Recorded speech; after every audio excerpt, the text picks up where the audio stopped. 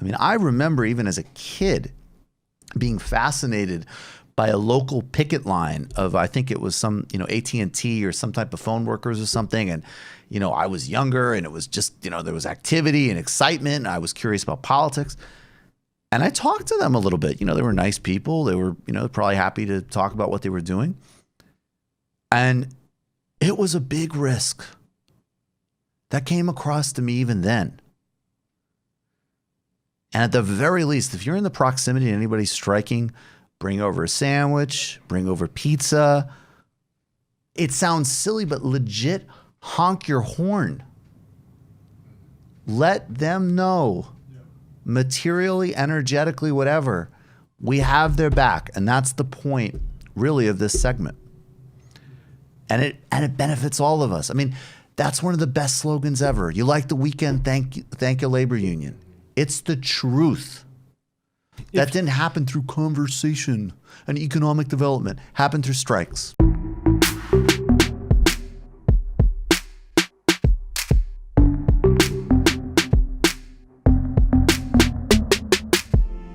In 1991, the Teamsters had their first ever democratic election for top Teamster officers, one member, one vote.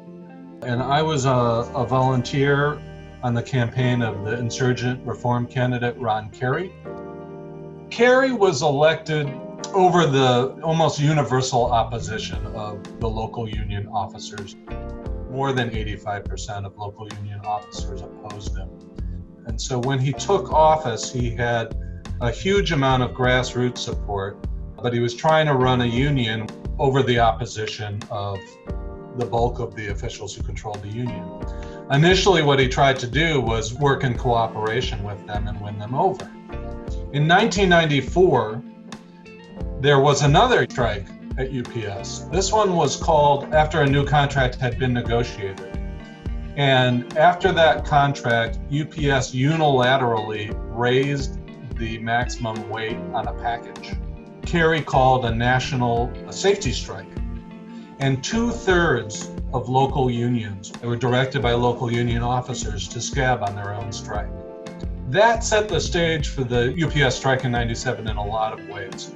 One, it meant that Carey drew the lesson, I have to have a very, very different strategy of mobilizing the rank and file. I can't trust local union officers necessarily to do it. Two, UPS management drew the conclusion, this union is too hopelessly divided to ever successfully run a national strike against us. And so they took a very aggressive posture in 1997. It turned out they totally miscalculated and were wrong. But that's what kind of laid the groundwork. One of the other big factors leading up to the 1997 strike was the changes that were happening in work itself. There was an explosion of part-time contingent labor, including at UPS. 1997 was about drawing a line in the sand on that issue. Everybody's digging in, everybody in the country's digging in, because this is a very important labor struggle, and I feel sure we're going to win. The slogan of the strike was part-time America won't work, and the number one demand, although there were a series of demands, but the number one demand was that UPS take 20,000 part-time jobs and combine them to make 10,000 full-time jobs with full-time wages, pensions, healthcare, and all of that. It's about the labor movement in this country, and we're leading the charge. And we're going to turn it around because there's enough money to share, and we're going to make them share it. What was critically important to the success of the strike was that there was a year-long contract campaign that went into mobilizing members in advance of the strike. There were contract campaign coordinators that were named in key local unions, people whose full-time job was not handling any grievances, not doing any contract negotiations, but mobilizing members. There was a petition drive. More than 100,000 UPS Teamsters signed a petition saying, we'll fight for more full-time jobs. What does that mean? It means you're having one-on-one conversations with over 100,000 people. There were only 185,000 Teamster employees. Before contract negotiations even began, There were rallies in 10 cities, mass contract rallies of UPS workers laying out, this is what we're fighting for. As negotiations were going on, instead of there being like what we call an information brownout, brown UPS, get it? Where people are kind of kept largely in the dark about what's going on, there were constant reports to members and bargaining updates. One of the demands was to increase penalties when supervisors take union work. So what was done was tens of thousands of whistles were produced and distributed to members to blow the whistle on supervisors working. When they saw a UPS supervisor grabbing a package, people would be blowing the whistle. And so there was this empowerment that was happening. And for the first time, part-timers who felt like they'd always been ignored, felt like the union was paying attention. By the time a strike is called, people are ready, people know what the issues are, they know what they're fighting for, they know what management is demanding instead, and they're ready to take on and own that fight.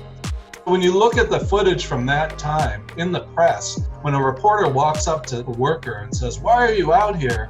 They know, like that, Johnny on the spot. They're not coached with talking points. They know what they're fighting for. People are getting fed up with corporate America taking away benefits, reducing jobs to part-time jobs. It's time to put a stop to it. I get 3 hours a day. I've been here 5 years, and I want a better, longer paid job. And that was really, really, really critical. There were virtually no workers who crossed the picket line during the 15-day strike. Unlike a manufacturer or something like that, when UPS isn't operating, they're not making profit. You're not delivering packages, you're not making money. It's hard for the company to weather any kind of long strike. Shippers can move fairly easily to a competitor, FedEx or something like that, and they may not come back. UPS's strategy fundamentally, one was they were hoping people would cave in and the union would be divided. That didn't work. Two, they were counting on the public turning against strikers. These drivers make a lot of money. What do you make? That didn't work because drivers drove their routes and talked to their customers. Drivers were demanding more good-paying full-time jobs. People were aware of what was happening in the economy. When polls were taken 2-1, the Gallup poll said that the public supported strikers over the company. Last strategy that the company had, and very important, was they said this is really damaging to the economy. President Clinton needs to intervene and use his power under the Taft-Hartley Act to order them to go back to work. In the polls, the public opposed President Clinton intervening in the strike. President Clinton was a lot of things, but he definitely was a person who followed polls and paid attention to them. And when 3-1, the public is saying, leave it alone, he followed the polls. At that point, UPS was really out of cards. Teamsters won 20,000 guaranteed full-time opportunities for part-timers over the next 5 years. It was a fight for really America. I mean, because there's so many people who are stuck into that part-time. We also won the largest pay increases ever at UPS for full-timers, part-timers, and air drivers. It shows that by banding together that we can accomplish the goals and the benefits that the American workers need. The most important aftermath was actually the ripple effects that you saw in the working class. One of the things that the president of the AFL-CIO at the time, John Sweeney, said was you could do 100,000 house calls and it would never do as much to help organizing the unorganized as this strike did. People want to join a labor movement and unions that are fighting back. And when they see that, and when they see workers fighting back, there's much more interest in joining. So I think all of the fundamentals of the strike still hold true. If you want to have a successful strike, then you have to have a significant contract campaign. You need to involve members.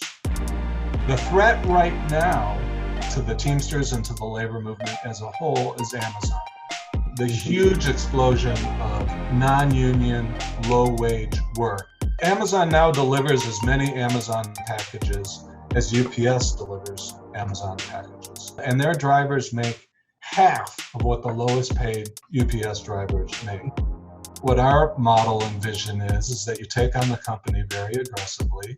That takes a strike, it takes a strike, and you inspire Amazon workers to say this is the kind of fighting union that we want to be a part of.